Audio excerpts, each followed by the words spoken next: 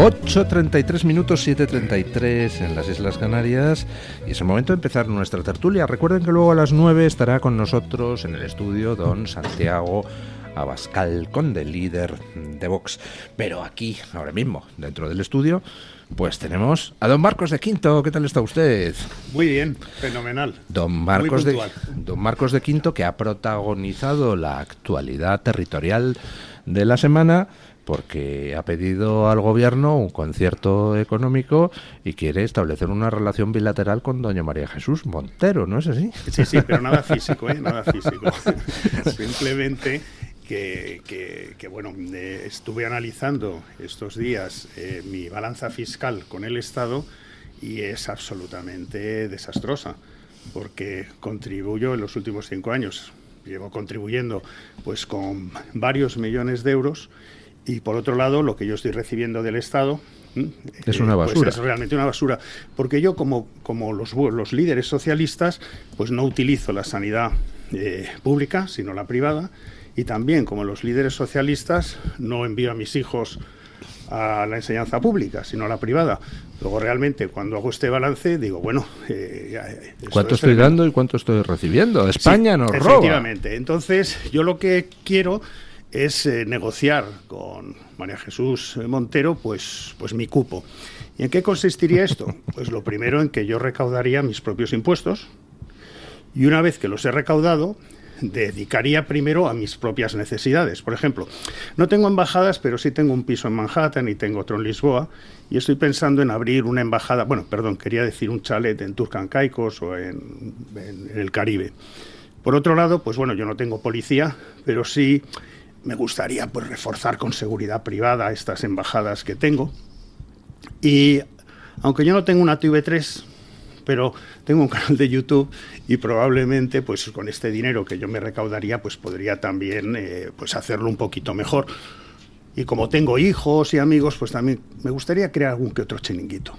Y si me queda algo de dinero, pues yo lógicamente, pues sí, de ese dinero sí daría al Estado pues para pues eso, la solidaridad interregional. Pero a diferencia de Cataluña, esto que estoy hablando lo estoy diciendo con el dinero que yo me he ganado honradamente, porque Cataluña yo creo que quieren hacer lo mismo, pero con el dinero de todos los españoles. Los separatistas catalanes. Los separatistas, sí. Efectivamente.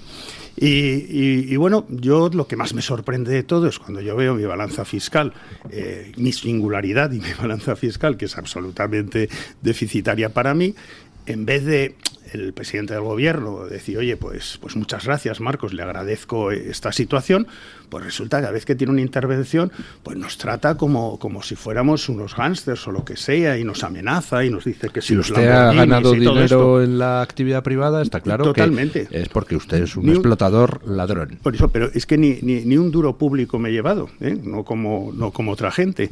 Y entonces, pues bueno, si encima de esta situación que tengo, en vez de, pues por ejemplo, un detalle sería poner mi nombre a una calle, a una plaza, que me hicieran una pequeña estatua, pues no, pues lo único que recibe son desprecios, insultos, y digo, bueno, pues entonces en esta situación prefiero, pues eso, pues negociar mi cupo. Pero como no soy una persona inflexible, también le podría encontrar otra solución, que es que María Jesús Montero me diera un trato como el que están dando al hermano del presidente del gobierno, a David Sánchez. Es decir, que me permitiera empadronarme virtualmente en Elvas, Portugal, porque además él está empadronado en una especie de palacete que no tiene ni agua ni electricidad, y además han ido con la foto de él a ver si los vecinos le reconocían y no le han visto nunca. Luego que me permitieran virtualmente empadronarme en Elvas y que dieran instrucciones pertinentes a la agencia tributaria para que me consideraran que no soy residente fiscal en España. Eso también yo lo podría estudiar. Usted es un antisistema, oiga. No, que va. No, todo lo contrario. Yo creo que lo mejor que se puede hacer es seguir la lógica de este gobierno y aplicarla, porque yo no sé por qué se me discrimina. Es decir, se está haciendo esto con Cataluña, ¿y qué pasa? ¿Que yo no soy catalán? ¿Porque no soy catalán no me van a aplicar un cupo? ¿O qué es lo que sucede? ¿Que yo no tengo 7 escaños para mercadear con el presidente del gobierno? Oiga, Eso son minudencias. Si yo no soy catalano, yo no tengo 7 escaños, pero en cualquier manera yo merezco el mismo tratamiento que se está haciendo con una región rica, pues ¿por qué no hacerlo con una persona que a lo mejor pues tiene un poco más de dinero que el promedio, ¿no? Don Antonio Muloni, ¿qué tal está usted? Muy buenos días, no tan puntual como Marcos, pero aquí estamos, hemos llegado. Estamos con lo de la vuelta al cole, que está el tráfico, en fin, no demasiado fluido. Ya saben ustedes que hasta que uno se adapta a los nuevos horarios, a todos, y más cuanto más años pasan, nos cuesta coger el ritmo. El abogado Edmundo González, hemos puesto antes las declaraciones, ha hecho una intervención en Univisión donde ha contado cosas muy interesantes. Por ejemplo, ha confirmado, como había confirmado el gobierno venezolano, que en contra de lo que dice el gobierno de Sánchez, por supuesto que hubo unas negociaciones a 3 bandas, Venezuela, España, Edmundo González, para el exilio de Edmundo González en España, que esas negociaciones fructificaron entre el viernes y el sábado de la semana pasada y que hubo horas ahí muy críticas donde los detalles no terminaban de perfilarse. ¿Cuáles son esos detalles?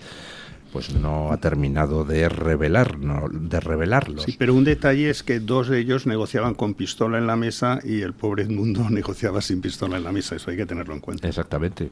Ha dicho también el abogado Edmundo González que la hija mayor de Edmundo González sigue en Venezuela con los 2 nietos de Edmundo, y dice no está amenazada, llevan una vida normal, con prudencia. Hombre, en Venezuela, donde los colectivos chavistas te meten un tiro cuando les da la gana, si vas por la calle, eso de que no está amenazada, pues lo tomaremos como una manera de tratar de quitar hierro al asunto, precisamente por la protección de la hija de Edmundo González, ¿no? Y la tercera cosa que ha dicho es que a Edmundo González el gobierno español le ha impuesto como condición que no participe en concentraciones, ni manifestaciones, ni haga actividad política hasta que no hayan terminado de tramitarse todos los papeles. ¿Y cuánto tiempo puede tardar en tramitarse los papeles? Pues hombre, no sé, 7 años, 8 años, o lo que haga falta, ¿no? Cuanto más mejor, ¿no? Para el gobierno de España y para el de Venezuela. Con esto se confirma que el gobierno de España, si había alguna duda, es una sucursal del chavismo en Europa, impidiendo a Edmundo González ejercer sus derechos políticos civiles y teniéndolo aquí básicamente secuestrado en una jaula de oro, si se quiere, pero aquí, sin más, como un ciudadano que no puede ni levantar la voz. Yo creo que aunque ni tuviese papeles, porque la clave de que su hija y sus nietos estén en Venezuela es la voluntad. No están porque quieren. No han podido salir con su padre y con su abuelo. Se han quedado allí, se han quedado como rehenes, al fin y al cabo, de Edmundo González, que, aunque tenga papeles, ¿qué va a decir alguien que tiene a su hija y a sus nietos en Venezuela amenazados, por mucho que diga el abogado que tenga que decir? Que las declaraciones del abogado a mí me recuerdan bastante a la carta de Edmundo González, en la que, si uno lee la carta, pues parece que estamos hablando de algo completamente diferente y casi que uno no entiende por qué ha tenido que salir del país. Y si la carta es un canto al diálogo y a la unidad de los venezolanos, y al casi que, bueno, no ha pasado tanto, pero evidentemente leyendo entre líneas se sabe que este señor ha tenido que salir de allí por patas, dejando a su familia. Me da igual que haya papeles o no, y la ayuda que va a recibir de nuestro gobierno. Decía usted esta mañana que para eso que se vaya a Francia, a Bélgica, o donde haga falta, seguramente sea más libre allí, pero su hija va a seguir igual. Ese es el problema. Nuestro gobierno no ha liberado para nada a Edmundo González. Lo que ha hecho ha sido ser cómplice de los delincuentes venezolanos, y entonces ellos lo tenían preso de alguna manera y han dicho: oye, encárgate de este preso, te lo damos atadito y amordazado y me lo mantienes en un zulo en España, amordazado y bien calladito. Esta es la situación, por lo cual lo único que pasa es que parece que el gobierno español es una franquicia del cártel de los soles, y esto es lo que es preocupante. Lógicamente, Edmundo González lo que tendría que hacer, que sería lo lógico, pues es utilizar, una vez que está fuera de Venezuela, lo mejor hubiera sido que se hubiera quedado en la embajada holandesa o lo que sea, pero una vez que está fuera, lo que sería lógico es que estuviera en estos momentos o hablando en el Parlamento Europeo, oyendo yendo a la ONU, yendo a Estados Unidos y haciendo este trabajo para ayudar al pueblo venezolano. Pero lógicamente, posiblemente está en estos momentos chantajeado y además sus nuevos carceleros en estos momentos pues será Marlaska, el ministro Álvarez y los que ha negociado Zapatero. Luego, él está aquí en una extensión donde simplemente en vez de estar preso en Venezuela, le han transferido para estar preso aquí en España. Y eso es lo que es mi lectura.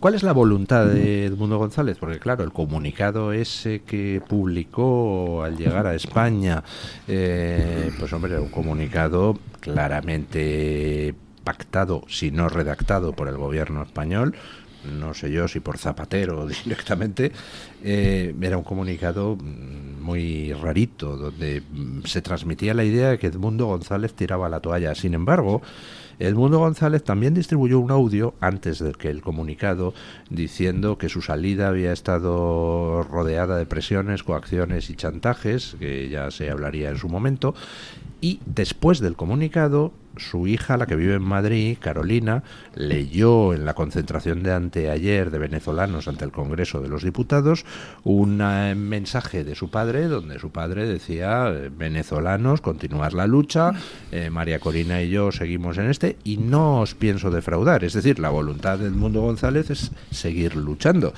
Entonces yo no sé en qué se va a concretar todo esto. Yo personalmente creo que debería de alguna manera garantizarse la protección de la familia de Edmundo González concediendo asilo en alguna embajada o algo por el estilo, ¿no? Cuanto más tiempo pasa, mejor para el régimen y mejor para el gobierno de España, que bueno, vienen a ser lo mismo en este caso, porque más lejos quedan las elecciones, más lejos quedan las actas, ya nadie habla de las actas, ya nadie habla de la legitimidad. Está bien reconocer como presidente legítimo o electo a Edmundo González, pero al fin y al cabo el venezolano de a pie que está a las 6 de la mañana levantándose para trabajar, eso no le cambia la vida. No, lo que aquí el último paso que había que toca dar no va de legitimación política exterior, no va de política internacional, va de hechos consumados dentro del país y eso. Bueno, pero la presión exterior contribuye a que exista presión interna. El último paso no va de presión exterior, o sea, es de fuerza interior. El último paso es que la presión exterior sea la suficiente como para que ciertos sectores del actual régimen se quiten a Maduro del medio, ¿no? Parece que hasta ahora Maduro se ha encargado de que eso no ocurra, ¿no? De cuidar a esos sectores. Vamos a ver qué pasa. La unidad que no se veía tanto hace un mes, ahora se ve más. Entiendo que para ellos es un triunfo la salida de Edmundo González y así lo viven. Es un triunfo. La carta que tuvo que firmar Edmundo González, si no hay contexto... Es un triunfo. Vamos a ver, depende de lo que haga Edmundo González. Es decir, si Edmundo González acata y se aquieta, entonces sí, es un triunfo. Ahora, si Edmundo González, que tiene una experiencia diplomática importante, utiliza su salida de España para hacer lobby en Estados Unidos, en el Parlamento Europeo, en España, en otros lugares, entonces puede ser enormemente útil para la causa. Y en ese sentido, la presión internacional, aunque parezca que no, le duele al régimen. Podemos poner, don Julio, el audio del hermano de Delcy Rodríguez, que preside la Asamblea Nacional Bolivariana de Venezuela, contestando a España después de que el Congreso aprobara una proposición no de ley instando al gobierno español a reconocer a Edmundo González como presidente electo de Venezuela. Ya saben ustedes que esa proposición no de ley fue presentada por el PP, ha sido apoyada por Vox, PNV, Coalición Canaria y Unión del Pueblo Navarro, y se insta al reconocimiento de Edmundo González y a que la dictadura deje la represión y admita que ha perdido.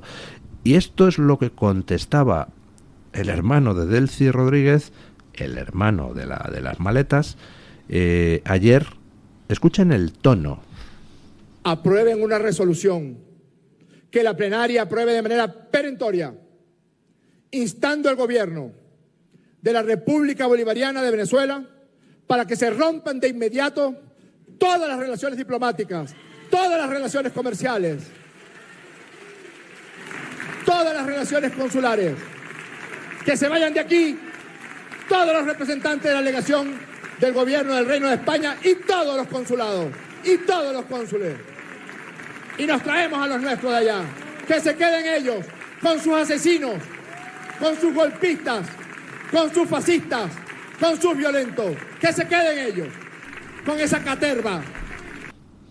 Sí, yo lo que creo es que ha habido un gran error de cálculo, porque para que se produzca este cambio de actitud dentro de Edmundo González, lo que se tendría que producir primero es en estos momentos el poner a buen recaudo, en lugar seguro, a la hija y a los nietos.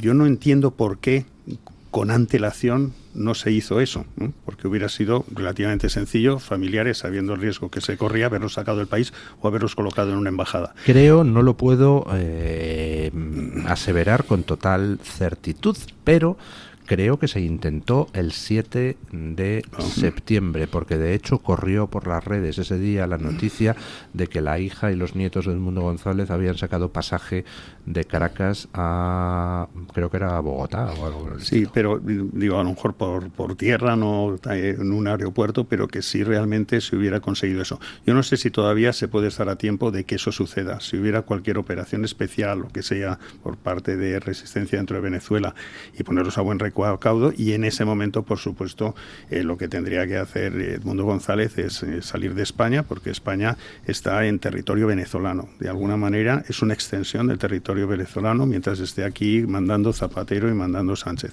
Y si no, irse, pues eso, a Bruselas, por ejemplo, y estar haciendo una labor dentro de la Unión Europea y yendo a Estados Unidos y luchando desde fuera, pero no quedándose quieto. Pero para que eso suceda hay que resolver este tema, si este es realmente el chantaje al que está siendo sometido. Lo que ha pasado en España, fíjense la diferencia.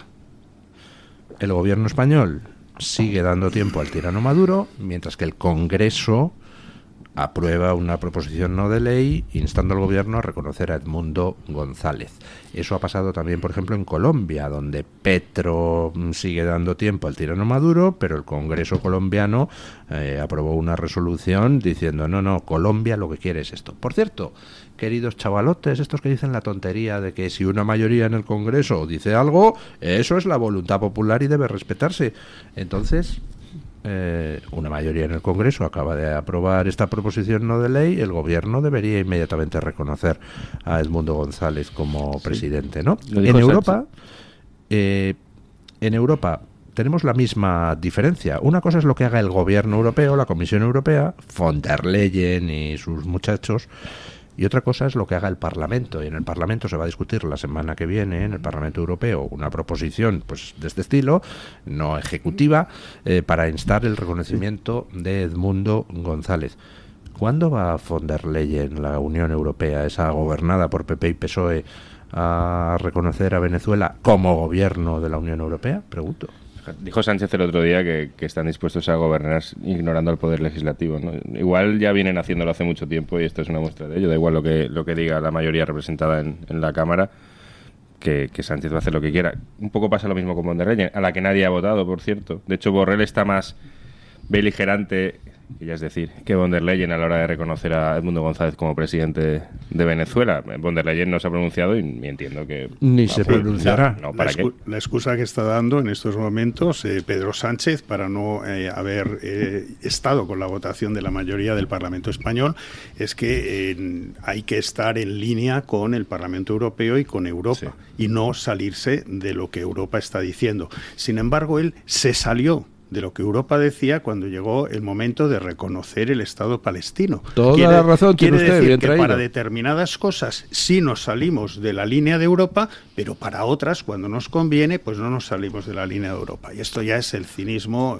máximo. Yo ahí tengo una duda. Yo sospecho que en realidad von der Leyen, el gobierno PP-PSOE de Europa, utiliza a Sánchez como campo de experimentación, utiliza a España como campo de experimentación. No estoy tan seguro de que Sánchez se haya salido de la línea de Europa en el reconocimiento del Estado palestino, sino que más bien lo que hace Sánchez es de vanguardia del proletariado de la Comisión Europea, ¿no? Bueno, la Comisión Europea, en Europa después de las elecciones europeas, todo el mapa de Europa está absolutamente manchado de azul claro y azul azul oscuro, absolutamente. Sin embargo, los que han nombrado a la actual comisión son los perdedores, porque lo han nombrado entre Pedro Sánchez, que es presidente de España, pero él perdió. Lo han nombrado entre Scholz, que quedó tercero su partido en las europeas, y lo han hecho con von der Leyen, bueno, lo han hecho con Macron también, que perdió las europeas. Luego imagínate que los ciudadanos europeos han votado una cosa y luego la comisión la conforman los presidentes perdedores de esas elecciones, y esto es algo tremendo. Pues así es, efectivamente.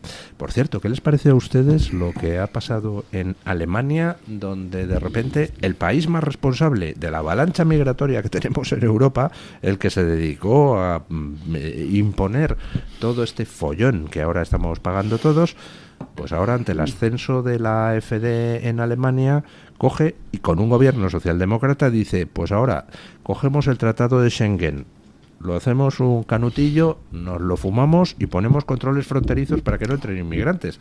Dices, pero, oiga, ¿qué es esto? Lo que ha pasado es que hay elecciones generales en Alemania dentro de un año, justo un año.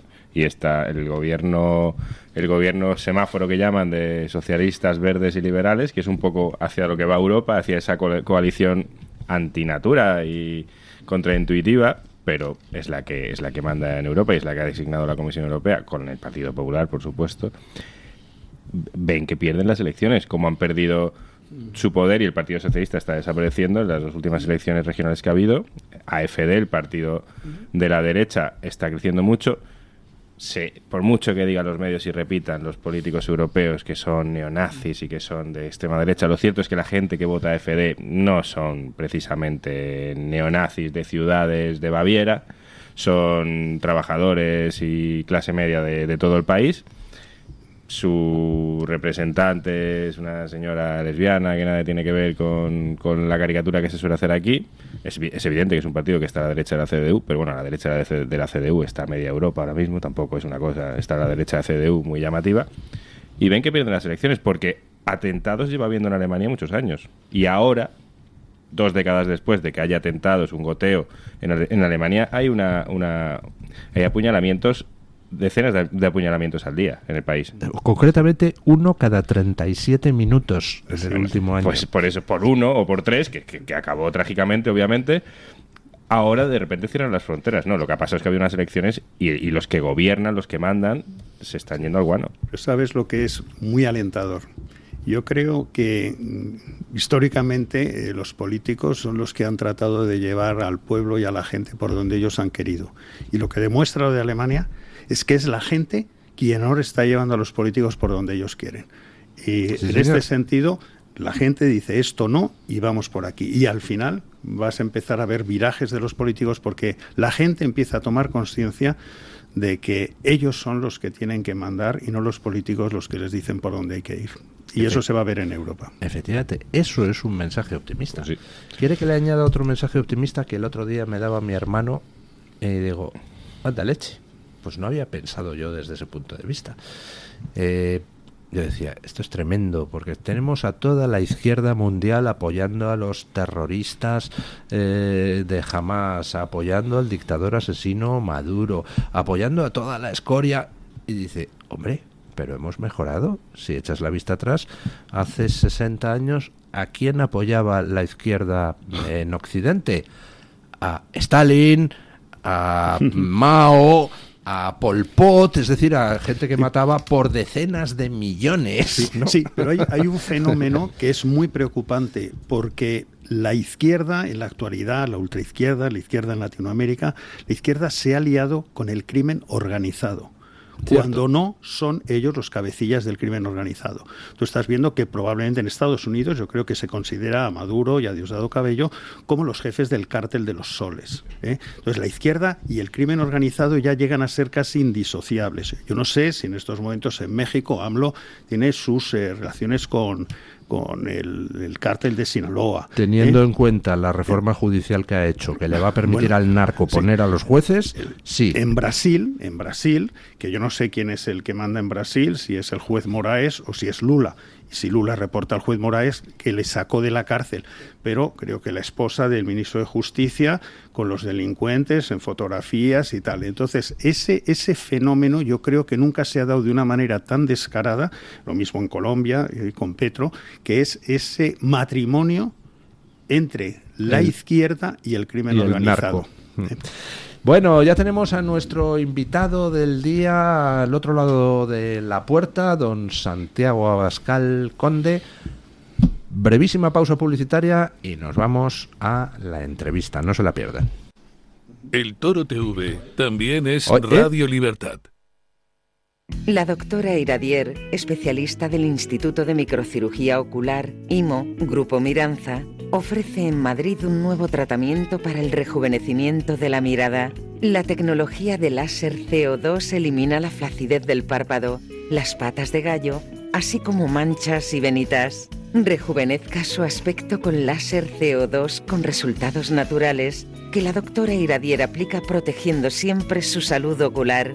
Doctora Iradier en IMO, Grupo Miranza.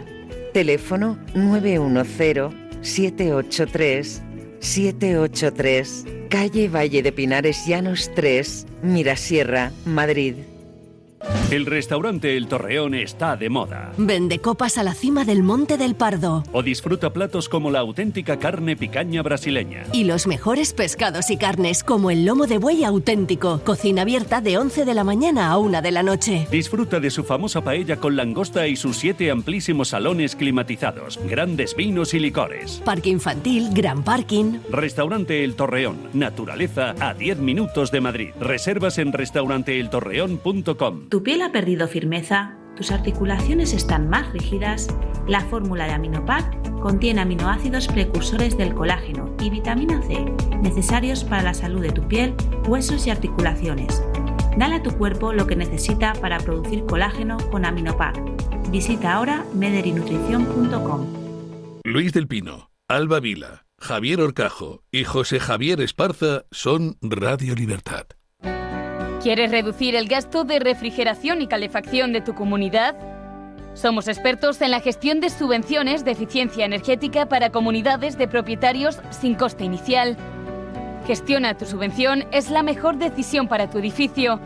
Llama ya al 911 45 47 77 y en Gestiona tu subvención te daremos un trato personalizado. Para la caída del cabello. Para la caspa, eczemas o picores en el cuero cabelludo. Para el cabello seco o el cabello graso. Champú Cabesan es la solución. Con un 50% de extracto de plantas, fortalece el folículo piloso y nutre y repara tu cuero cabelludo. Sin parabenos, sin siliconas y sin perfumes añadidos. Pruébalo ya y entra ahora en www.champucabesan.com o llámanos al 976 641 465 y descubre la gama de productos Cabesan. Champú Cabesan, tu cuidado capilar diario.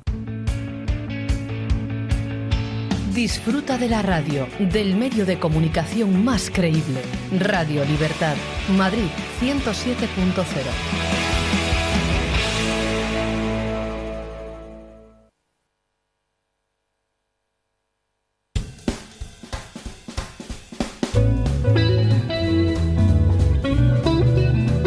Mañanas en Libertad, con Luis del Pino.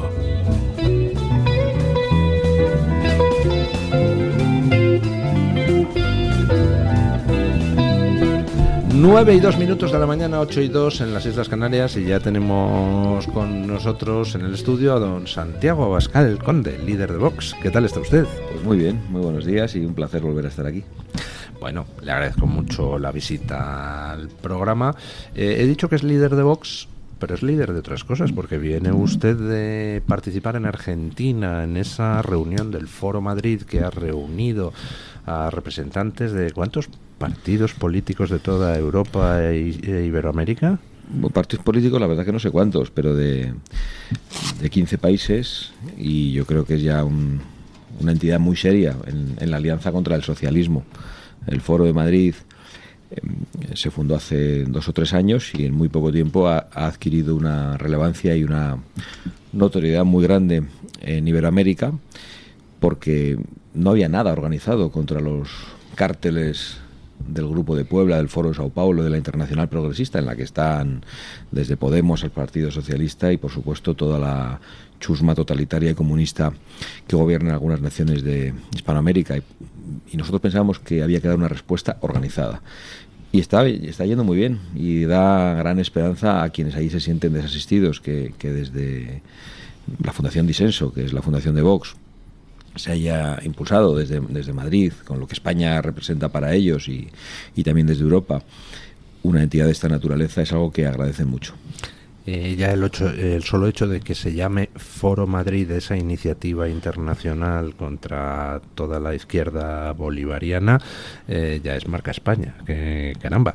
Pero además es un foro donde no se da solo cita el sector, llamemos conservador, o el sector antibolivariano de Iberoamérica, sino que también participan países europeos. Y estuvo, por ejemplo, un representante del partido de Giorgia Meloni recalcando que, bueno, ahora en el Parlamento Europeo Vox está en otro grupo parlamentario distinto que el partido de Giorgia Meloni, pero que la colaboración sigue igual. Bueno, eso es así. De hecho, Giorgia Meloni y Fratelli d'Italia son firmantes de la Carta de Madrid, que ha dado lugar a la constitución de ese foro, igual que lo son también nuestros colegas húngaros. Y la verdad es que el otro día estuvo allí Carlo Fidanza, que es un eurodiputado, un colaborador de Giorgia Meloni, y habló con mucha claridad de la colaboración entre Vox y Fratelli como algo que continuaba intacto y que seguiría en el futuro. Y eso ha sido importante porque aquí la prensa ha manipulado de una manera tremenda, no ha querido atender a las explicaciones de Vox, han hablado de ruptura con Giorgia Meloni y las mentiras se propagan muy rápido. A veces es muy difícil combatirlas cuando hay un interés en que la mentira se instale, ¿no? Pero bueno, no nos preocupa porque eso se va a ir viendo con los meses y con los años, que esa alianza de Vox es muy sólida. Nosotros decidimos cambiar de grupo parlamentario en el Parlamento Europeo, pero no hemos cambiado de socios porque, de hecho, antes de eso, en el Viva 24, nosotros convocamos un evento muy importante en el que había miembros de grupos parlamentarios distintos, tanto del grupo de conservadores y reformistas, del que formamos parte, como del grupo de Identidad y Democracia, en el que estaba también Marine Le Pen y otros, como grupo partidos que no estaban adscritos a ningún grupo, como era el caso de Fidesz, Hungría, del que nosotros hemos sido socios, como Vox, tanto cuando estaban en el Partido Popular Europeo ellos, como cuando estaban como no adscritos, como por supuesto ahora que ya estamos en el mismo grupo. Los éxitos de Vox en la arena internacional a la hora de coordinar respuestas a lo que evidentemente es una internacional de coordinación que progresista, pues son evidentes, pero hay éxitos que ustedes esconden, pillines, que son mucho más importantes. Por ejemplo, ¿cómo ha hecho usted para convencer al canciller Scholz de Alemania para que instaure controles fronterizos para evitar la entrada de inmigrantes, saltándose el tratado de Schengen con dos narices? La verdad es que no sabemos ni cómo lo hemos hecho. Yo creo que es la propia realidad de la sociedad alemana y la gran reacción electoral de muchos alemanes diciendo que están hartos de la inmigración masiva, están hartos de no reconocer a Alemania, de vivir en la inseguridad.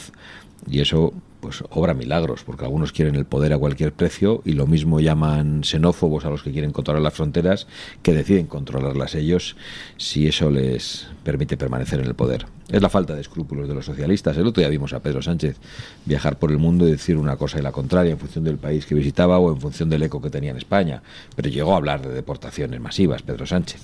Evidentemente no se van a producir porque en España no se ejecutan ni las órdenes de expulsión que están en vigor y permanecen con la misma política, y España no ha renunciado a algo que debería renunciar inmediatamente, que es a institucionalizar el secuestro de niños extranjeros en España, y me refiero a los denominados MENAs, que ahora parece que hay que analizar a ver si de veras son menores o no, y los menores nos los quedamos, es decir, si es secuestro de niños nos lo quedamos, si son mayores los devolvemos, que no los devolvemos. Es toda una estafa gigantesca en la que participa el Partido Socialista y por desgracia el Partido Popular. Estamos viendo cómo Scholz en Alemania mete marcha atrás en el tema migratorio. Estamos viendo cómo Trudeau en Canadá mete marcha atrás en el tema migratorio. Estamos viendo cómo Keir Starmer en el Reino Unido, aunque sigue persiguiendo a los que protestan contra la inmigración, sin embargo anuncia medidas contundentes para evitar la inmigración masiva. En España, ¿realmente tiene claro el gobierno y tiene claro el PP el tema, o tiene que esperar a que el electorado le dé un buen susto para terminar de reaccionar? Bueno, yo creo que va a esperar y no va a aplicar las políticas adecuadas, y el día que quiera aplicarlas será tarde, porque probablemente se habrán rezagado, y es lo que ha pasado en toda Europa. Todos los partidos que quieren reaccionar en Europa aplicando políticas migratorias adecuadas a destiempo, lo hacen cuando ya han sido superados electoralmente o han recibido un buen susto en las elecciones. Yo creo que es muy significativo. Ayer el Partido Popular, que un día dice una cosa y otro día la contraria, hasta tal punto fue así que el otro día presentamos una iniciativa muy concreta, porque había algo que estaba en la ley, que era que los menas que delinquen reciben además luego una prestación. Ah, sí, o sea, pagamos a los menas delincuentes también. Sí. Ah, está muy bien. Y pedimos que eso se retirara, y el Partido Popular hizo una intervención muy dura contra Vox, nos llamó xenófobos y votó a favor. A favor de la iniciativa de Vox. De la xenofobia. Está muy bien. Entonces están enloquecidos, no saben lo que hacer porque les faltan convicciones, porque carecen de valor para defender la verdad. Han llegado al mismo acuerdo el Partido Popular y el Gobierno de Canarias, que si uno lo lee, el acuerdo es reparto y petición de dinero. Es decir, ¿qué hacemos cuando llegan? ¿Dónde los mandamos? Que si los mandamos por el resto de España, que si los mandamos a Bruselas, y qué fondos se dan a las comunidades autónomas garantizados porque han llegado. Y luego sí, vigilancia de fronteras, pero eso ahí no concretan. ¿Qué hacemos de verdad para que dejen de venir? ¿Cómo combatimos a las mafias del tráfico de personas? ¿Qué mensaje lanza el Estado en bloque? El Gobierno nacional, las comunidades autónomas, los ayuntamientos, para que las mafias del tráfico de personas no hagan el agosto diciendo, oye, que en España es muy fácil, para que no hagan manuales en árabe, en urdu, diciendo cómo se accede a las ayudas sociales españolas?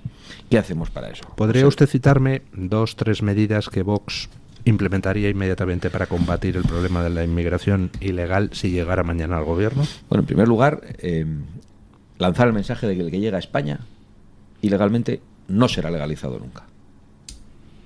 Porque si hay un resquicio, hay una tentación. En segundo lugar, la vigilancia marítima y el combate de las mafias del tráfico de personas. Y cuando me refiero a las mafias, lo digo desde una perspectiva amplia. Por ejemplo, los traficantes y las ONGs que colaboran con los traficantes, algunas de ellas pagadas por Soros, y que van allí a recogerles en el mar. Por eso algunos no quieren vigilancia de la Armada. Cuando algunos decimos vigilancia de la Armada, parece que queremos, y además lo caricaturizan, que queremos a la Armada disparando a los cayucos con unos pobres migrantes y hundiéndolos. No. Nosotros lo que queremos es perseguir a las mafias del tráfico de personas, impedir su tránsito y impedir a las ONGs colaboracionistas con las mafias, que también son mafias, que puedan operar. Y yo creo que con eso se resolvía la mitad del problema. Don Santiago Abascal, ¿cómo encara el inicio del curso político? Porque yo creo que si tuviéramos que elegir una palabra para describir la actual situación, es confusión. O sea, España es hoy un follón extrañísimo, donde Sánchez lo mismo es capaz de decir un día una cosa y al día siguiente la contraria, pero eso sí, luego todas las acciones que toma siempre por sistema van contra España. El Partido Popular a veces se opone, a veces no se opone a las cosas de Sánchez, pero eso sí, luego le ofrece pactos todo el día. Y no se tiene, yo por lo menos, y estoy en el mundo del periodismo, no tengo una idea muy clara de qué narices quieren hacer. Es decir, tengo la sensación de que en estos momentos tanto Sánchez como Feijóo van improvisando día a día, no sé si llevados por las encuestas, por las indicaciones que les llegan de Bruselas, pero no tengo la sensación de que haya un liderazgo. Pues yo creo que tienes una sensación correcta, y es una sensación común. Yo creo que probablemente es la sensación que tienen incluso ellos, la de que van improvisando, porque vemos permanentes contradicciones. Hace poco citaba una, ¿no?, de que nos llaman xenófobos por presentar una iniciativa y a la vez los que nos llaman xenófobos nos votan a favor de la iniciativa. Pero ayer vimos al Partido Popular presentando una iniciativa que nosotros respaldamos junto con otros grupos de reconocimiento de Edmundo González Urrutia como presidente legítimo y electo de Venezuela, y sin embargo el Partido Popular en Bruselas y la señora von der Leyen no quieren hacer ese reconocimiento.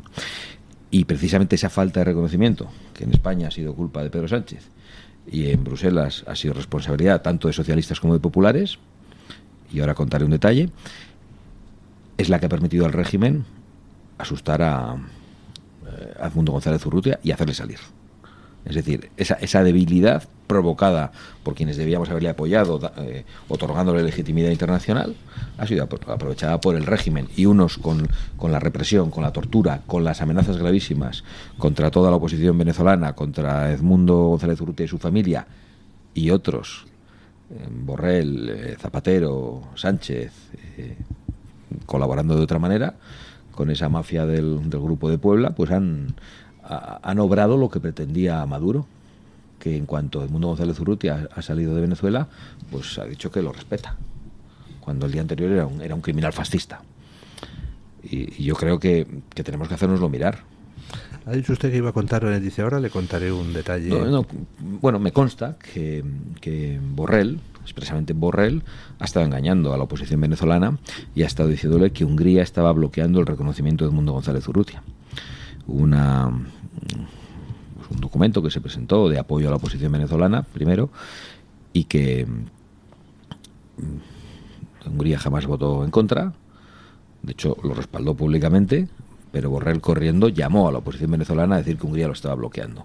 Pero el socorrido comodín húngaro, ¿no? Y no solo eso, después de que ocurrió, de que el gobierno de Hungría dijo que en absoluto y que respaldaba esa posición, cuando iban a avanzar en los pasos en la Comisión Europea, les dijo, bueno, cuando haya en el Consejo, la comunicación de Borrell a la oposición venezolana fue la de decir, bueno, esto que queremos hacer probablemente no podamos hacerlo porque Hungría lo bloquee.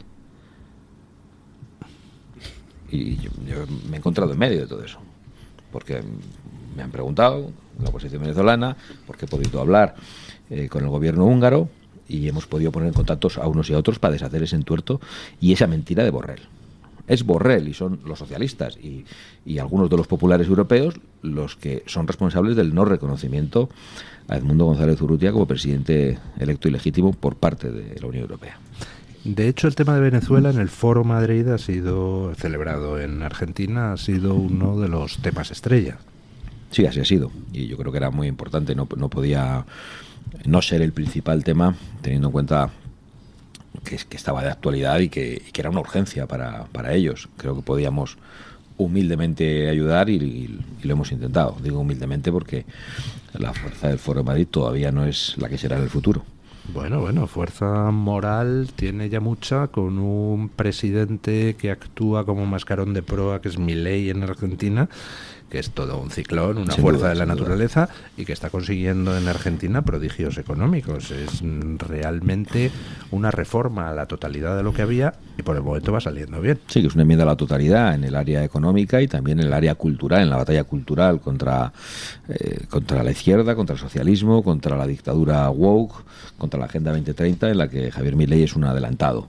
Y eso va saliendo bien, pero lo que ambicionamos es que no sea solo el presidente Javier Milei, sino que haya varios presidentes en Hispanoamérica que puedan estar en la misma posición y que realmente haya una fuerza que combata el Grupo de Puebla del Foro de Sao Paulo, que no son entidades políticas, que son mafias, que operan como el crimen organizado. Y eso hay que entenderlo. Y cuesta entenderlo, porque para un europeo, para un español que ve otros parámetros en la política, más allá de que aquí hay mucha chusma, sí, y yo creo que mucha corrupción y mucha mafia, pero no hemos llegado a ciertos niveles en la connivencia con el narco y en el asalto a los estados como han llegado en Iberoamérica. Y claro, cuando allí nos explican cómo operan el Foro de Sao Paulo, el Grupo de Puebla, nos sorprende, porque dicen, no lo estáis entendiendo, le dicen. Es que esto no es un movimiento político, es el crimen organizado. Hay una cierta paradoja inherente al Foro Madrid y tenemos algunas preguntas de los oyentes en ese sentido, porque quien lidera el Foro Madrid es Vox y sin embargo, pues Vox en comparación con lo que están haciendo otros partidos similares en Europa, parece que va como más retrasado a la hora de tratar de acceder al poder. ¿A qué se debe el que Vox todavía no tenga el tirón que pueda tener una Meloni en Italia, que pueda tener un Geert Wilders en Holanda, que pueda tener, un Orbán en Hungría? ¿Por qué? ¿Qué es lo que frena en España a Vox? Yo creo que es fácil de explicar, pero no se puede dar una respuesta única para todos esos países. Yo creo que la experiencia comunista en Hungría es una palanca importantísima para que una fuerza como la de Viktor Orbán pueda triunfar. Yo creo que el trabajo que tanto en Italia como en Holanda se viene haciendo desde hace muchos años por fuerzas políticas similares a Vox es un trabajo que empezó mucho antes. Hay que recordar que Wilders, que ha logrado ganar las elecciones en Holanda, no lo ha logrado de la noche a la mañana. De hecho, todo esto viene de intentos en la política holandesa de constituir una fuerza política así, que fueron muy difíciles, con asesinatos de por medio. En Holanda se produjeron varios asesinatos de líderes precisamente vinculados a Wilders, como Pim Fortuyn. También fue asesinado un cineasta, Theo Van Gogh, algunos por el islamismo, otros por la extrema izquierda. Y hay una lucha que viene de lejos. Lo mismo ocurre en Francia. Yo creo que Vox es un partido nuevo, probablemente es el hermano pequeño de todos ellos, porque hemos empezado más recientemente y además hay que decir algo.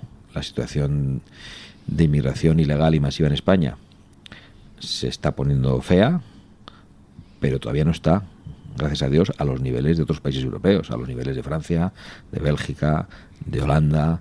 Hay que recordar que hace poco al primer ministro holandés, en un conflicto con Turquía, el presidente turco le dijo: nosotros tenemos más turcos en tu país que miembros del ejército tienes tú en Holanda. Eso todo ¿Le dijo eso textualmente? Sí. Ah, qué bien. Lo dijo Erdogan. Y, es decir, el problema en algunos sitios es realmente muy gordo. El problema en Alemania, por eso ha dado lugar también con la estigmatización que sufre una fuerza como Alternativa por Alemania, a la que a la ligera se le califica como nazi o neonazi. Y sin embargo, con esa estigmatización que parece que impide a un partido levantarse en Alemania, ha logrado ahora mismo una importante victoria en una región y prácticamente la victoria en la segunda plaza, pero pegado a la CDU en otra región. Y eso solo ocurre porque el problema migratorio es muy grave. Y he dicho que les califican como nazis o neonazis muy a la ligera, porque el otro día un periodista en una rueda de prensa me decía, de La Sexta: ¿usted está contento con la victoria de los neonazis en Alemania? ¿Cómo voy a responder yo a este señor? es que solo puedo responderle. Pensé que estuve un poco duro, luego vi la respuesta que le había dado y dije, creo que me he quedado corto. Pero había gente que después me enviaba por las redes sociales una imagen de miembros de Alternativa por Alemania posando con un montón de judíos con kippah y con la bandera de Israel. O sea, que esto de llamar nazis o neonazis a la ligera a la gente, pues es un recurso de la izquierda, que hace que es una vieja táctica que hace que el conservador, el liberal, el demócrata que cree en la libertad, la vida y la propiedad tenga que empezar a defenderse y a decir: yo no soy fascista, no soy nazi, cuando hay que estar al ataque contra esta manada. Porque los nazis son ellos. Bueno, son comunistas, son otras cosas quizá, ¿no? Pero bueno, yo creo que eso explica perfectamente que Vox va a otro ritmo y también hay otra explicación, y es la estafa del Partido Popular. Esto es muy importante decirlo, porque aquí tenemos Sánchez desde hace mucho tiempo y no sé si para rato, pero en gran medida es por la estafa del Partido Popular. El Partido Popular está más a ver qué hace contra Vox, que a ver cómo lo hace desaparecer, que a ver cómo derrota a Sánchez. Es insoportable escuchar al Partido Popular, y ayer lo volvimos a padecer, que Vox es un aliado de Sánchez. Ayer, por ejemplo, y está en las portadas retorcidas y manipuladas de medios, de los medios amigos, el ABC, El Mundo y otros, o sea, de los medios a los que Génova 13 les dicta lo que tiene que poner, diciendo: Vox frustra una derrota del gobierno. Bueno, ayer hubo algunas derrotas del gobierno en las que nosotros votamos a favor de nuestras convicciones. El problema es que ayer el Partido Popular presentó una iniciativa contra el cupo que no era contra el cupo, que era a favor de 17 cupos, que ahondaba en el mayor poder para las regiones, y Vox es un partido que está en contra del Estado de las autonomías. Vox no cree en ese modelo. El rollo este del cupo que han organizado entre ellos, que lo resuelvan ellos. Y además nosotros presentamos enmiendas a la iniciativa del Partido Popular y el Partido Popular despreció nuestras enmiendas. Es que no quiso ni hablarlas con nosotros. Y 2 minutos antes, como siempre, el portavoz del Partido Popular se acerca a nuestra portavoz y le dice: oye, es que si votáis a favor de esto, el gobierno va a perder. Dice: ya, pero es que no estamos a favor de eso. Es que no habéis aceptado ni nuestras enmiendas. Ya, pero no podéis no votar a favor, que es que el gobierno va a perder. Dice: pero es que para que el gobierno pierda, yo no voy a votar en contra de mis convicciones. Para que el gobierno pierda, yo no voy a votar a favor del Estado de las Autonomías. Yo no voy a votar a favor de 17 cupos. Pues hoy, sin ninguna explicación, todos los medios falsarios publican esa noticia como si Vox fuera un aliado del gobierno. Y eso, que sale de la redacción de Génova 13, desde un partido que pacta las políticas migratorias con Sánchez, los 500.000 que quieren legalizar, que pacta en Bruselas con los socialistas, que se reparte los jueces con Sánchez, que se reparte las comisiones parlamentarias con Sánchez, que se reparte el Tribunal Constitucional, que se reparte el Tribunal de Cuentas. Claro, es que por eso yo hablo en estos términos un poco duros de estafa, y sé que hay gente que nos está escuchando que dirá: jo, qué desesperanza, que no se ponen de acuerdo estos. Y hay gente que por la calle te para y te dice: oye, adelante, muy bien, pero tenéis que estar unidos, ¿eh? Digo: sí, unidos hay que estar. ¿Pero para qué? Exactamente. ¿Para hacer qué? Porque es que el señor con el que me dice que tengo que estar unido, o el partido con el que tenemos que estar unidos, es un partido que ha tomado una medida para romper los gobiernos en las comunidades autónomas de manera deliberada. Es que es un partido que quiere estar unido con el otro. Es que hoy veíamos los titulares en la prensa diciendo: el Partido Popular está haciendo un esfuerzo para acercarse a Junts y al PNV. Para acercarse a Vox nunca está haciendo un esfuerzo, ¿eh? No lo estoy pidiendo, o sea, yo no estoy pidiendo que me vengan a dar palmaditas en la espalda. ¿Cómo están las relaciones? Que se acerquen a las posiciones de defensa de la unidad nacional frente al separatismo, de que no haya la tentación de pactar ahora con los de Junts, a ver cómo hacemos, a ver quién les paga un cupo mayor a los de Junts. Ayer también en el Parlamento vimos una cosa bochornosa. El Partido Popular oponiéndose en esa misma iniciativa al cupo de Cataluña, salió Bolaños y empezó a leer ahí un documento que parecía que era el acuerdo. Entonces, ¿ustedes piensan que es insolidario decir esto? Y lo leía Bolaños. Y toda la bancada del Partido Popular decía: sí. ¿Y piensan que es insolidario esto? Y decían: sí. Muy bien, pues es el programa electoral del Partido Popular de Cataluña. Les leyó el programa electoral del Partido Popular de Cataluña. Y el señor Feijóo dijo que podía haber un concierto catalán. Entonces, nosotros ayer cuestionamos el cupo, cuestionamos también el concierto económico vasco y el convenio de Navarra, que es verdad que tienen encaje constitucional, pero que nosotros no estamos a favor de ello, y cuestionamos el modelo. Y claro, aquí es muy difícil contar lo que uno está haciendo, porque inmediatamente los titulares simplifican todo, y no es por falta de espacio, es por falta de buena intención. ¿Cómo están las relaciones personales con Alberto Núñez Feijóo? Por cierto, también con Pedro Sánchez. No, ¿Hay relación personal con ellos? Con la personal, bueno, voy a contar una cosa que no creo que tenga importancia. Ayer le felicité el cumpleaños. Es decir, la relación personal es una cosa con Alberto Núñez Feijóo, y la relación política es otra. Con Sánchez está todo unido. La relación personal y la política es la misma, es decir, ninguna. Porque yo lo que creo que está haciendo Pedro Sánchez es de una gravedad tan extraordinaria. Estamos ante un personaje tan carente de escrúpulos, con el que yo no tengo nada que hablar, francamente. Lo he contado varias veces, tuve conversación con él durante la epidemia, porque me llamó por teléfono para explicarme algunas cosas que iba a hacer el gobierno. No sé si por la debilidad de estar yo confinado, me puse al teléfono, atendí las explicaciones que me dio y escuché las mentiras que me contó sin saber que eran mentiras. En la siguiente conversación ya sabía que eran mentiras. Pues una sobre respiradores, otra sobre una desarticulación de una banda que producía mascarillas ilegales, que era un pobre empresario al que le habían desmantelado la fábrica cuando encima se puso a ayudar en mitad de la epidemia, que no era una... que le hacía la competencia a Coldo, ¿no? Y al final, cuando llamó la tercera vez, le dijimos a la señora que llamaba en nombre del presidente del gobierno: va a pasarlo, dígale al presidente del gobierno que a partir de ahora solo hablamos con él en la tribuna del Congreso. Y desde entonces yo no he vuelto a tener comunicación. ¿Quieren mis contertulios hacer alguna pregunta? Don Marcos. Sí, bueno, yo creo que la sociedad española, de alguna manera, está pasando un periodo un poco deprimente, porque yo creo que jamás en nuestra historia política se han dado las condiciones tan favorables para que la oposición tome control del país. Es decir, se está dando situaciones donde la corrupción está absolutamente generalizada y hasta llega a la propia Moncloa y la familia de Sánchez, donde estamos viendo un deterioro institucional tremendo, y además de una manera grosera y de una manera indisimulada.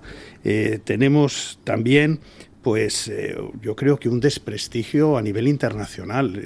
Hace años nosotros nos tratamos de tú a tú con grandes potencias, y en estos momentos vivimos secuestrados por Marruecos, el gobierno vive secuestrado por Marruecos, nuestros socios y nuestros aliados es lo peor de lo peor que hay en estos momentos a nivel internacional.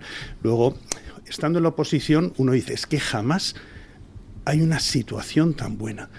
¿Qué es lo que está pasando para que la sociedad española realmente no reaccione ante todo esto? Yo no sé si es que el trabajo que está haciendo Sánchez de polarizar, el trabajo que está haciendo de resucitar el pasado para que la gente no vea lo que está sucediendo en el presente, de enfrentar a los españoles, le está funcionando, porque realmente en cualquier otra sociedad este hombre debería haber dimitido, debería haber convocado elecciones ya, y la sociedad debería haber tomado control de este país, y esto no está pasando. Bueno, yo comparto el análisis. Es decir, ¿qué ocurre para que ante el peor gobierno de la historia de España? Un día dije eso, usted representa el peor gobierno en los últimos 80 años. Se levantaron ahí todos, sí. Y dije, y además lo justifiqué con datos, con números. Y como querían que rectificara, en rueda de prensa dije al día siguiente, voy a rectificar en 800. Entonces, ¿qué pasa para que la oposición no haya podido desbancar todavía al gobierno? Bueno, en primer lugar, y yo sé que tu pregunta no va por ahí, pero lo que pasa es que ahora no hay mayoría, y que para establecer una mayoría parlamentaria habría que pactar con fuerzas que están en contra de la unidad de la nación, y por tanto en contra de la base de nuestra Constitución, de nuestra convivencia y de la mejor herencia que hemos recibido de nuestros padres. Con lo cual, parlamentariamente no es posible, como consecuencia del resultado electoral del 23 de julio. Yo ya he hablado de esto en alguna ocasión. ¿Qué pasó el 23 de julio para mí? Pues que hubo una mayor preocupación. Dos cosas pasaron. Una, que hubo una mayor preocupación por parte de medios de la derecha o de Génova 13 y del Partido Popular por desgastar a Vox y por ofrecer pactos al Partido Socialista y por contribuir a la demonización de Vox en línea de las mismas acusaciones que nos hacía el Partido Socialista. Y me acuerdo ahora de las palabras de la presidenta de Extremadura sobre inmigración, homofobia, todas estas cosas que nos acusa a la izquierda, y que el Partido Popular se lanzó en tromba a decir lo mismo, y ocurrió otra cosa, y es que se vendió la piel del oso antes de cazarlo. Se dedicaron a la publicación de encuestas falsas que les decían que estaban al borde de la mayoría suficiente, muy cerca de la absoluta, y que que eso estaba hecho y que los escaños de Vox iba a haber que regalarlos. Bueno, pues al final ni con PP y Vox se logró la suma. Yo creo que cuando se hace una campaña electoral así, dando la victoria por hecha y atacando al que va a ser tu aliado, en vez de al adversario, al que en horario de máxima audiencia y en directo Feijóo le ofreció pactos sistemáticamente, pues te coloca en una situación de difícil victoria. ¿Cómo puedes ofrecer pactos en el mes de julio? Es decir, anteayer, como quien dice, a un señor que una parte importante de la sociedad y de aquellos que van a pactar contigo consideran el peor gobierno de la historia de España. Creo que eso desmoviliza a la gente. Si además dices que la victoria está hecha, pues desmoviliza más. Algunos se quedan en la playa. Y si además desgastas al que puede ser tu socio, pues ya todo está hecho y la suma no se produce. No digo que nosotros hayamos hecho todo bien, que seguro que hemos cometido errores, y yo alguna vez me he referido a alguno que hemos cometido en la anterior legislatura y lo hemos pagado.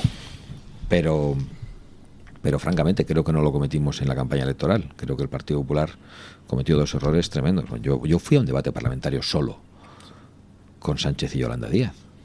Ellos con los papeles bien repartidos, bien coordinados, desde su diferencia, y fui solo porque el señor Feijóo pensaba que ya había ganado las elecciones y porque no quería acudir a un debate donde pudiera parecer que estaba a mi lado. De hecho, el Partido Popular intentó que nosotros le regaláramos los gobiernos de las regiones antes de las elecciones de julio, para no pactar con nosotros, para que no nos vieran juntos. intentó que aceptásemos nuestra propia demonización. Y nos decía, bueno, pero luego ya, después de las elecciones generales, lo pactamos. Nosotros no hacemos política así. Nosotros no engañamos a los ciudadanos. Y no solo no engañamos a los ciudadanos, sino que no podemos hacer una cosa que va contra nuestros propios votantes. ¿Cómo vamos a regalar las investiduras en el mes de junio y en el mes de julio, ir a unas elecciones generales y volver a pedir el voto a la gente? Entonces nosotros hicimos valer nuestros apoyos, entramos en los gobiernos y, por cierto, hemos durado 1 año y nos hemos ido por una cuestión de principios. Don Antonio. Buenos días, Santiago. Buenos días.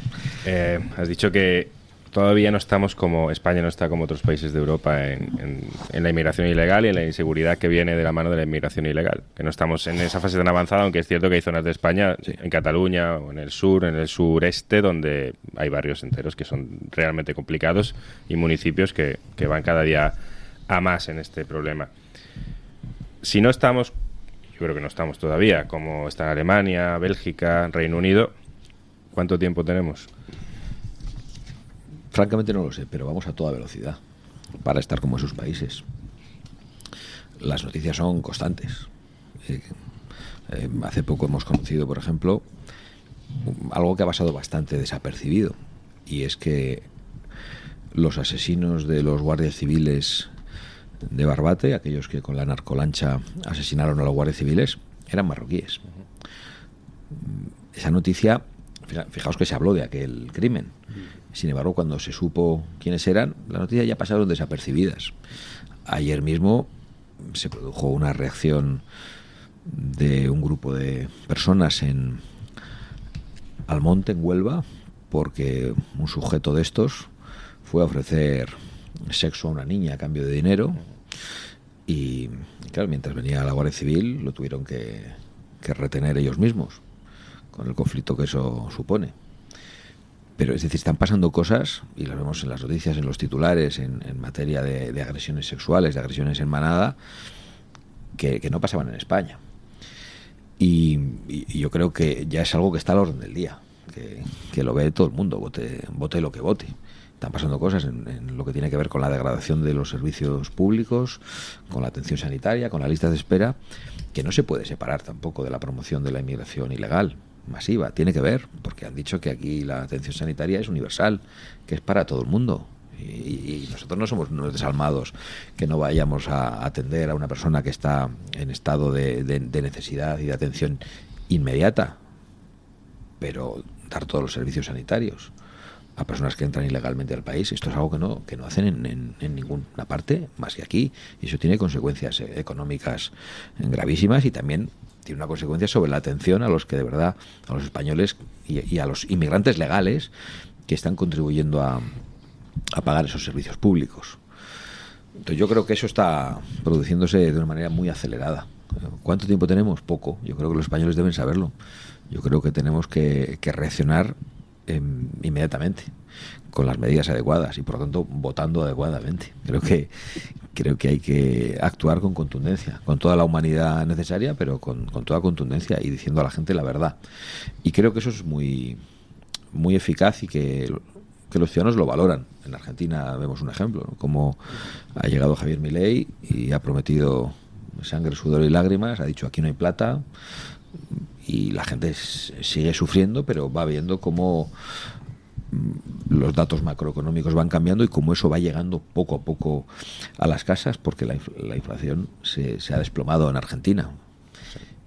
Y yo creo que ese es un ejemplo económico, pero en cualquier política hay que decir a los ciudadanos la verdad. Y aquí yo creo que no se dice la verdad. Aquí se les quiere comprar, se les quiere regalar todo, se les quiere decir que todo es posible, y eso al final acaba implosionando en materia migratoria, en materia económica y desde cualquier otra perspectiva.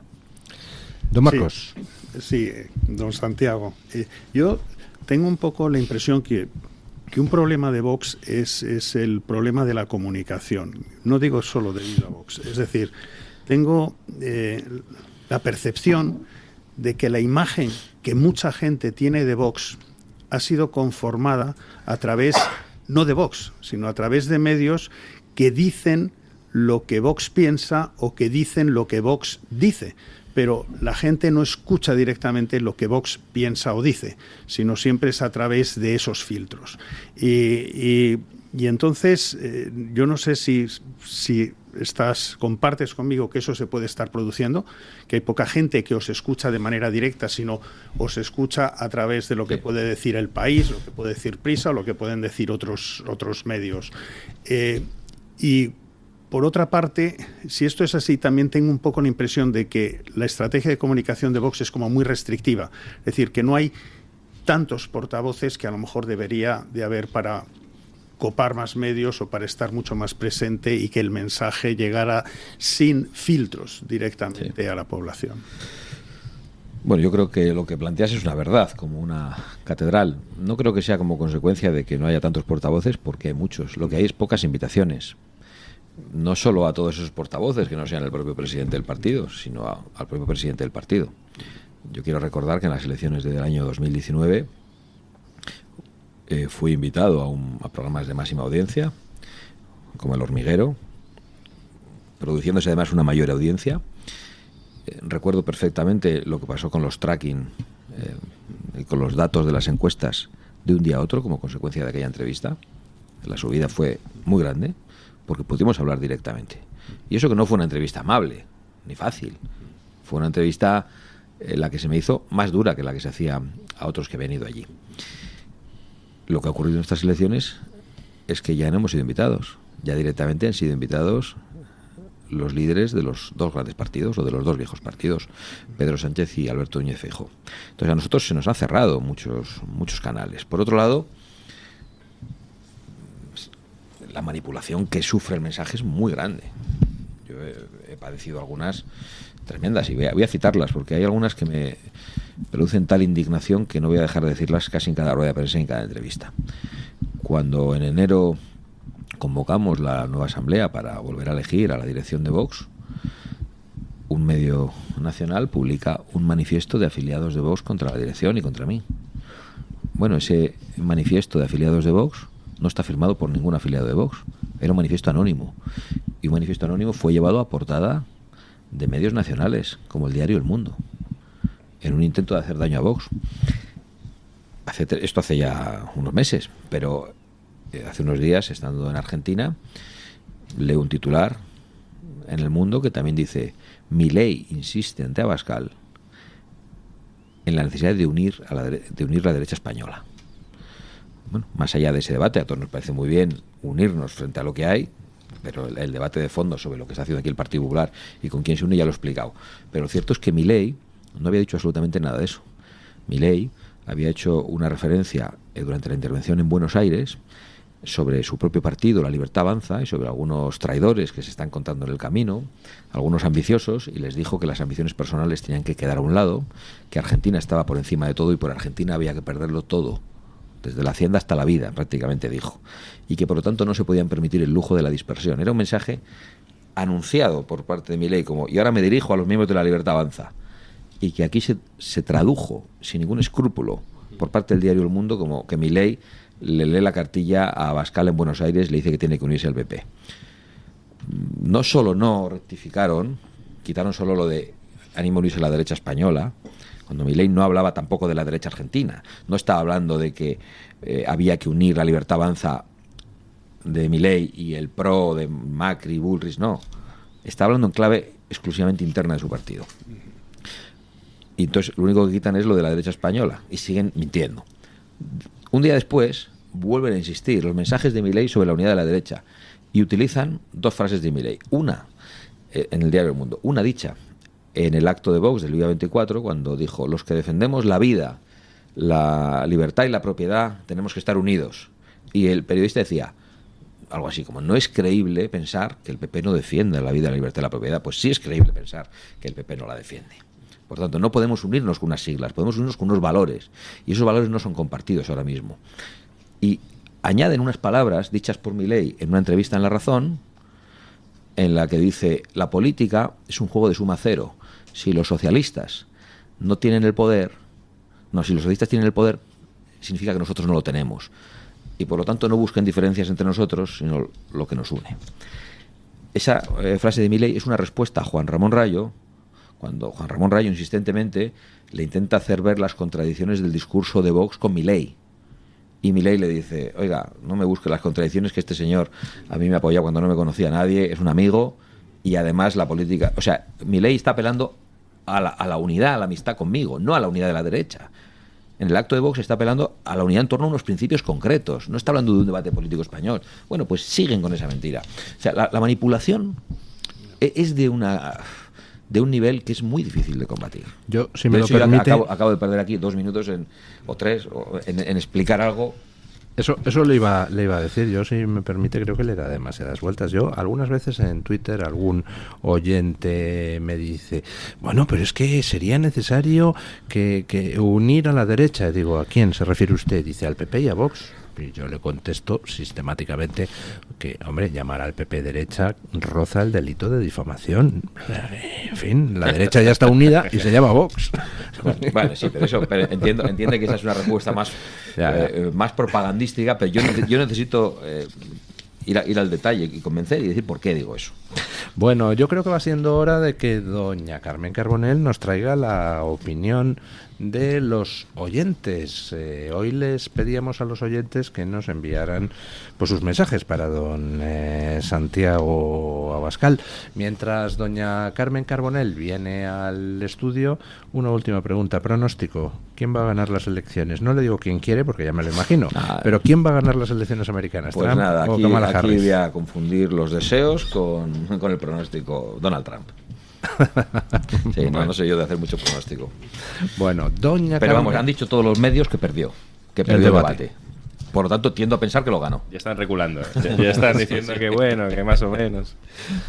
Doña Carmen Carbonell, ¿qué han dicho los oyentes? Pues generalmente nosotros a esta hora damos las respuestas a una pregunta que lanzamos por la mañana y se da la circunstancia de que, como venía don Santiago Abascal, lo que hemos pedido a nuestros seguidores en redes sociales es que hagan preguntas, que lancen mensajes para el líder de Vox. En particular, la verdad es que he recogido una gran cantidad de preguntas, no me va a dar tiempo por cuestiones de horario a repetirlas todas, pero voy a hacer un resumen y, si le parece, don Santiago, pues responda a las que usted considere. La primera es de alguien que se hace llamar Pecarras, que dice, ¿por qué Santiago no hace un llamamiento al pueblo español como hizo en la pandemia?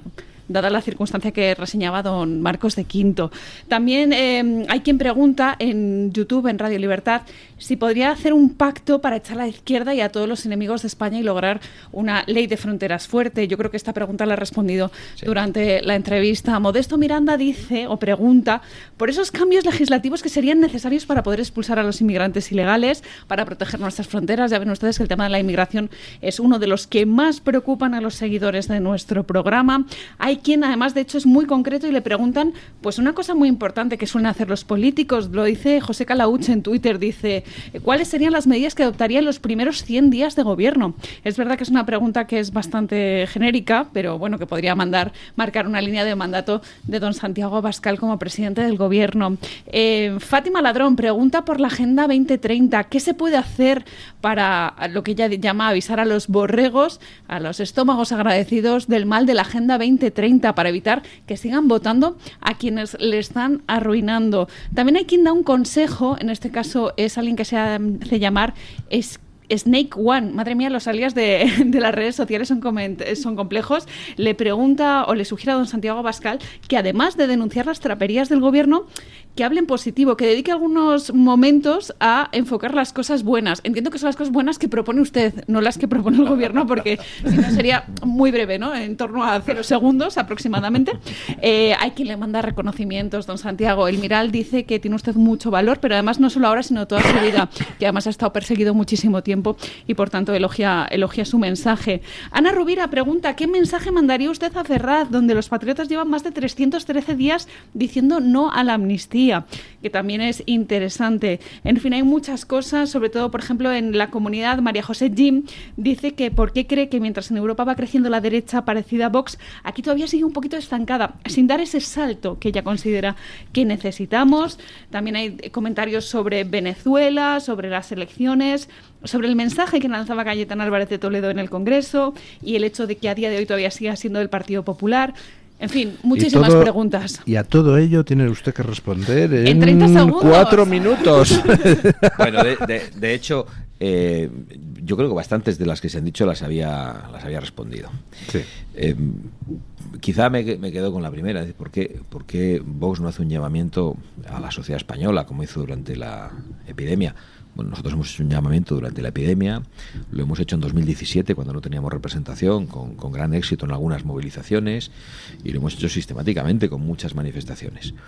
Y de hecho acudimos a todas las concentraciones que convoca a la sociedad civil. Las que convoca el Partido Popular como mítines, no. Ya eso ya se ha acabado, sobre todo porque luego las utiliza para pactar con el gobierno. Pero tampoco podemos estar llamando a la sociedad todo el rato. La gente nos elige para que le defendamos en el Congreso de los Diputados, para que le defendamos en los tribunales, lo estamos haciendo. Nosotros estamos volcando ahora todo nuestro esfuerzo en perseguir la corrupción del gobierno. Hemos sido los que nos hemos presentado como acusación popular contra el hermano y la señora del presidente del gobierno, mientras otros no quieren ni siquiera llamarle a comparecer en el Senado, dicen que no es su estilo. Por lo tanto, estamos haciendo todo lo posible. No podemos estar convocando a los españoles todo el rato, porque al final probablemente estaríamos poquitos en la calle, porque la gente tiene que llevar el pan a sus casas, tiene que atender a sus hijos, tiene que levantar las persianas, tiene que trabajar, y espera que aquellos que somos sus representantes les defendamos en las instituciones. Con lo cual, los llamamientos los hemos hecho y los seguiremos haciendo, pero con la responsabilidad de quien no quiere de ninguna manera regalar ningún fracaso al enemigo en una movilización o en una convocatoria. Creo que en eso hay que ser siempre extraordinariamente cauto. Yo quiero resaltar el especial papel que tiene en ese sentido esa rebelión cívica, ¿no?, que hacen todos los ciudadanos desde la calle, a través de organizaciones independientes, como hemos dicho en muchas ocasiones, de la sociedad civil, con un papel crucial, como pueden ser, por ejemplo, pues la asociación Pie en Pared, ¿no?, que de hecho Marcos de Quinto, estando aquí, pues aprovecho para decirlo, ¿no? Sí, y yo aprovecho para decir, no voy a decir fecha exacta, pero estamos promoviendo con la Plataforma por la España Constitucional una gran manifestación próximamente en Madrid, en la cual vamos a contar y esperamos contar con el apoyo de toda la oposición al sanchismo, de toda la oposición amplia al sanchismo, y ahí contamos con vosotros. Estaremos, sin ninguna duda. Bueno, pues fíjense qué capacidad de síntesis, la cantidad de preguntas, y ha respondido en 3 minutos. Me han quedado más, don Luis, se las voy a pasar pues luego no para le doy que... más tiempo. No, se las doy luego para que las puedan contestar. Pero nos queda 1 minuto. Yo, una curiosidad. ¿Ha tenido usted algún contacto o conversación con Ábalos desde que le defenestraron? No.